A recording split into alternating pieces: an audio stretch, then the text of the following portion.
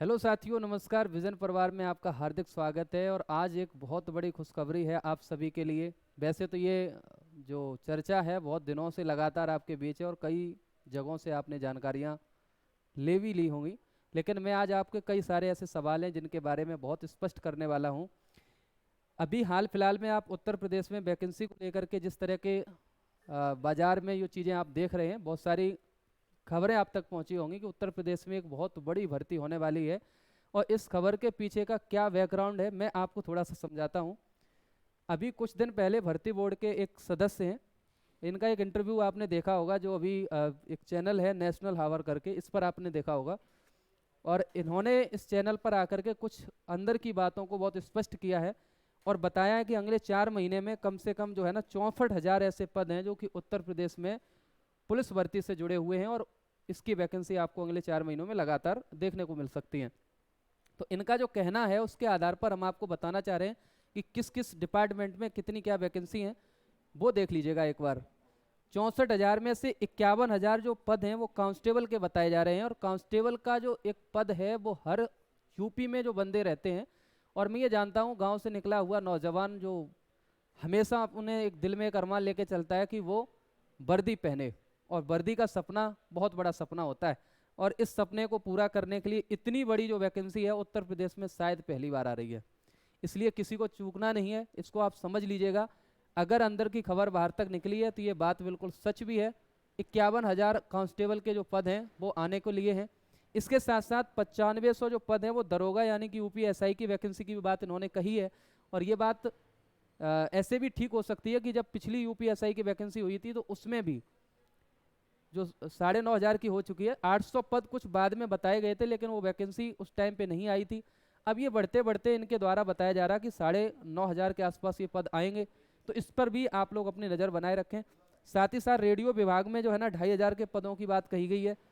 और इसके अलावा 467 पद हैं जो कुशल खिलाड़ियों के लिए भरे जाएंगे। यानी खिलाड़ी अगर आप हैं, कहीं से आपने कोई भी ऐसा खिलाड़ी से संबंधित कोई डिग्री डिप्लोमा ले रखा है या कोई सर्टिफिकेट आपके पास है, तो वो शायद आपका काम आ सकता है। ये वैकेंसी आपके लिए बहुत महत्वपूर्ण हो सकती है। इसके साथ साथ इस बार का जो सबसे अच्छा काम होने जा रहा है, मैं समझता हूँ कि ये जो प्रयोग होगा, या इस बार ऐसे कह सकते हैं कि उत्तर प्रदेश में जिस तरह से नकल माफियों के द्वारा काम किए जा रहे थे, पहले भी आपने देख लिया होगा कि जब ऑफलाइन मोड पर एग्ज़ाम होता था तो उस समय दिक्कत क्या थी कि पेपर प्रिंट जहाँ भी होता था वहाँ से पेपर के लीक होने के चांस बनते थे किसी भी रूप में। या पेपर का ट्रांसफ़र जब किया जाता था या एक से दूसरी जगह पे जब भेजा जाता था, तो ऐसी स्थिति में भी कई बार ऐसी समस्याएं आती कि पेपर का कहीं ना कहीं लीक होने के चांस बनते थे। तो इस पूरी समझदारी को इस बार इस वैकेंसी में दिखाने की बात कही गई है कि ऐसा कभी ना हो कि आपका कोई भी किसी तरह का पेपर लीक हो जाए। तो एग्ज़ाम को हाइब्रिड होने की बात कही गई है। इसका मतलब ये समझ लो कि ऑनलाइन में भी आपने पिछली यूपीएसआई वैकेंसी देख ली है, कितने बड़े स्तर से जो है ना कंप्यूटर को हैक करके और उसके पेपर को सॉल्व किया गया था। 1 से 2 मिनट के अंदर पूरा पूरा पेपर, 10-10 मिनट में सारे बच्चों ने पेपर जो है ना जिन्होंने जुगाड़ लगा रखी थी आराम से कर लिए थे। तो इन सब चीज़ों को ध्यान में रखते हुए इस बार कांस्टेबल की जो परीक्षा होनी है वो हाइब्रिड होगी। इसका मतलब ये है कि आपका पेपर स्क्रीन पर आएगा, कंप्यूटर स्क्रीन पर, और ओएमआर पर आपको अपने ऑप्शन भरने होंगे। यानी कि दोनों चीज़ें एक साथ मिक्स कर दी गई। पेपर स्क्रीन पर आएगा, कंप्यूटर पर आएगा, और उसके क्वेश्चंस आप देख देख करके ओएमआर पर भरेंगे। तो ये दोनों काम जो है ना काफ़ी हद तक इस तरह की चीज़ों पर ब्रेक लगा देंगे। तो ये तो बात थी कि वैकेंसी में क्या जो बातें हैं वो कितनी मतलब ठीक है, सच्चाई है। तो बिल्कुल आप नो डाउट रहिएगा, जब बात अंदर से निकल के बाहर तक आई है तो ये बात सच भी है। वैकेंसी आएगी वो बड़े स्तर से आएगी। तो इनका बयान आपके लिए बहुत महत्वपूर्ण हो जाएगा और आप इसको बहुत सीरियसली ले लेंगे तो ज़्यादा अच्छा है। इनकी जो बात थी इसको लेकर के अखबारों ने भी कुछ खबरें अपनी निकाल रखी थी। और आपने देखा ही होगा कि जब अखबार कोई खबर निकालता है तो इनका मकसद सीधा स्पष्ट हो जाता है कि जो भर्ती होती है ना, भर्ती बोर्ड जो होता है वो चाहता है कि लोगों तक हमारी चीज़ें हैं ना जो चल रही हैं अंदर से वो पहुँचें। तो अखबार में जब ये खबर आती है तो उसमें सीधा लिखा हुआ था कि 53,000 सिपाहियों की होगी सीधी भर्ती, यूपी पुलिस के इतिहास में सबसे बड़ी भर्ती।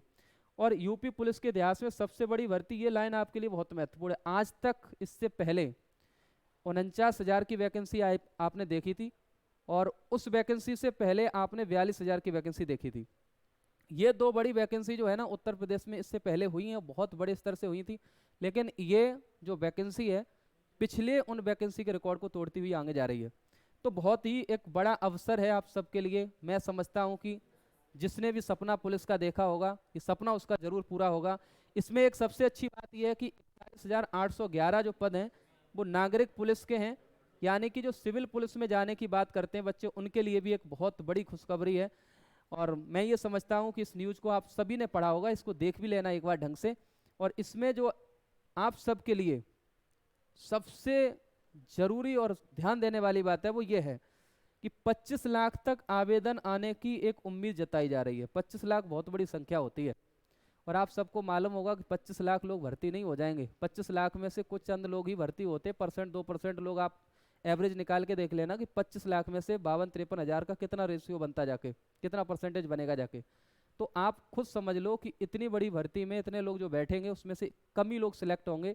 तो ये वही लोग सिलेक्ट होंगे जो अभी से अलर्ट मोड पर हैं और उनको ये पता है कि उनको वैकेंसी में कैसे आगे जाना है।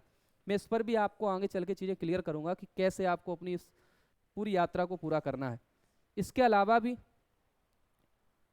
आपने देखा होगा जो गवर्नमेंट यूपी की है, इसने अपने ट्विटर हैंडल से भी इस बात की कंफर्मेशन दी थी कि 52,699 सिपाहियों की भर्ती की जाएगी।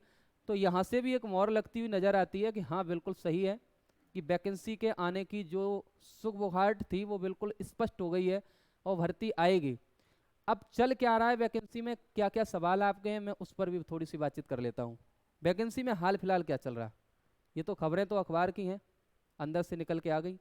लेकिन सच बात यह है कि अभी आपको मैं अगर स्पष्ट करूं तो इस न्यूज़ में ही अगर आप देखेंगे तो एक जगह ये लिखा हुआ है स्पष्ट, शायद इस बात का आप मतलब ना जानते हो तो मैं बता दूं। यहाँ पे देखिए एक जगह पे लिखा हुआ है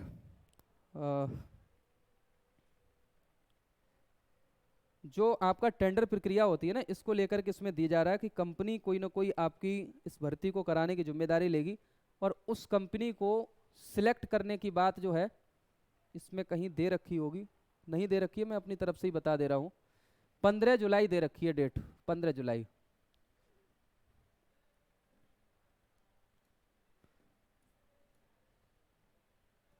तो 15 जुलाई को टेंडर प्रक्रिया स्टार्ट हो रही है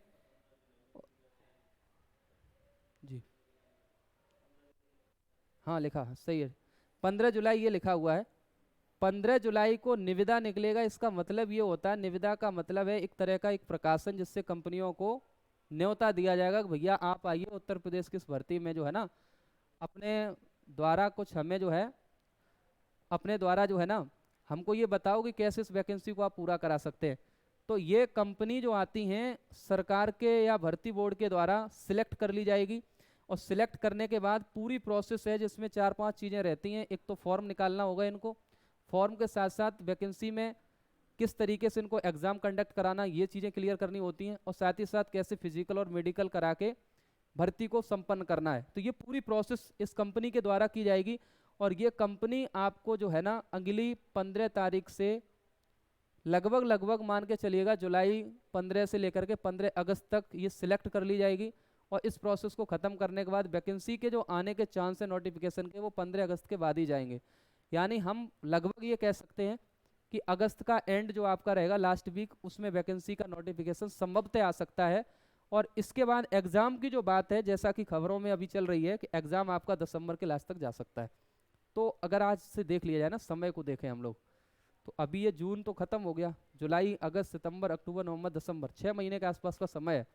और एक बिल्कुल जो स्टार्ट कर रहा है बच्चा जिसने अभी बिल्कुल भी पुलिस की तैयारी नहीं की है, उसके लिए भी कंप्लीट समय है कि वो दिसंबर तक हर हालत में पूरे सिलेबस को और एक बार रिवीजन भी अच्छे से कर सकता है। ये चीज़ें उसके द्वारा की जा सकती है, उसको कोई परेशानी की बात नहीं होगी। मैं समझता हूँ कि आज भी आप दिल से और दिमाग से ना अपने सेंसर खोल के लग जाओगे तो आपके नाम एक वर्दी निश्चित तौर पर जो है ना वहाँ पर फिक्स हो जाएगी।